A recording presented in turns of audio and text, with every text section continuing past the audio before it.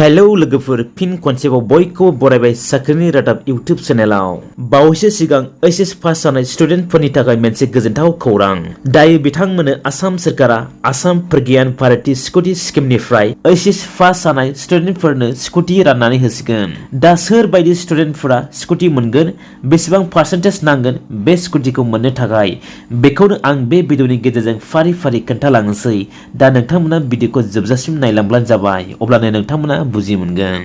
सिगां जों मिथिना लागोनि फै लोगोफोर बे स्कुटिखौ मोननो थाखाय नोंथांमोननि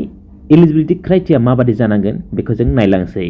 जेराव नोंथांमोना बयज एन्ड गार्ल्स गासैबो स्कुटिखौ मोननो हागोन जुदि नोंथांमोननि एलिजिबिलिटी क्राइटेरिया मिलायो जाय बिथांमोना फेमेल बा गार्ल्स स्टुडेन्ट बिथांमोना मा अनलि मिनिमाम 60% मोननांगोन आरो बिनि बांसिन मोनब्लाबो बिथांमोना बे प्रज्ञान भारती स्कुटि स्किम बेखौ बिथांमोना एप्लाइ खालामनो हागोन बा बिथांमोना बे स्कुटिखौ मोननो हागोन दानिया फैबाय इन केस अफ बय स्टुडेन्ट जाय बिथांमोना बय स्टुडेन्ट बिथांमोना मा मिनिमाम 75% मोननांगोन आरो बिनि बारा मोनब्लाबो बिथांमोना बे एचएस स्कुटि स्किमखौ एप्लाइ खालामनो हागोन बा बिथांमोना बे स्कुटिखौ मोननो हागोन अब्ला जों मिथिबाय गार्ल्सनि थाखाय मिनिमाम 60% जानांगोन आरो बयसनि थाखाय मिनिमाम 75% जानांगोन लोगोसे नोंथांमोना मा आसाम स्टेटनि जानांगोन आरो नोंथांमोना मा क्लास 12 खौ आसाम गभर्नमेन्ट स्कुलाव फरायनाय जानांगोन आसाम गभर्नमेन्ट स्कुलनिफ्राय पास खालामनाय जानांगोन अब्लासो बे स्कुटि स्किमखौ नोंथांमोना एप्लाइ खालामनो हागोन जाय बिथांमोना प्राइभेट स्कुलाव फरायनाय बिथांमोना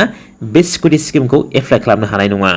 दानिया फैबाय रिक्वायर्ड डकुमेन्ट्स मा डकुमेन्ट्स नांगोन बे स्किमखौ एप्लाइ खालामनायाव जेराव फार्स्टआवनो दङ आधार कार्ड बिनि उनाव दङ email ID mobile number electricity bill address proof PAN card passport size photo' बे गासिबो नोंथांनाव थानांगोन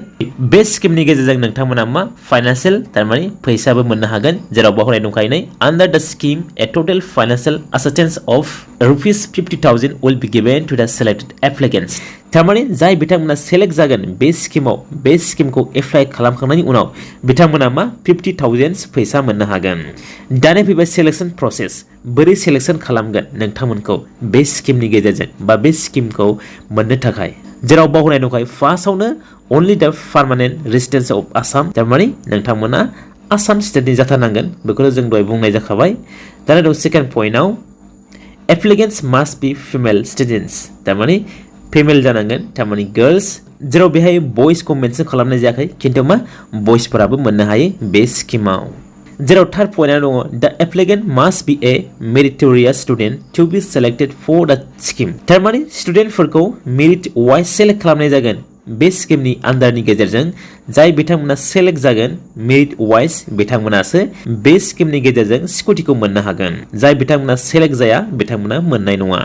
दानिया दङ applicant must B स्टाडिं in class 12 in the government school थारमाने एप्लिकेन्ट जाय बिथांमोना एप्लाइ खालामगोन बे स्किमाव बिथांमोना मा आसाम गभर्नमेन्ट स्कुलाव फरायनाय जाथारनांगोन अब्लासो नोंथांमोना बे स्किमखौ लाभ खालामनो हागोन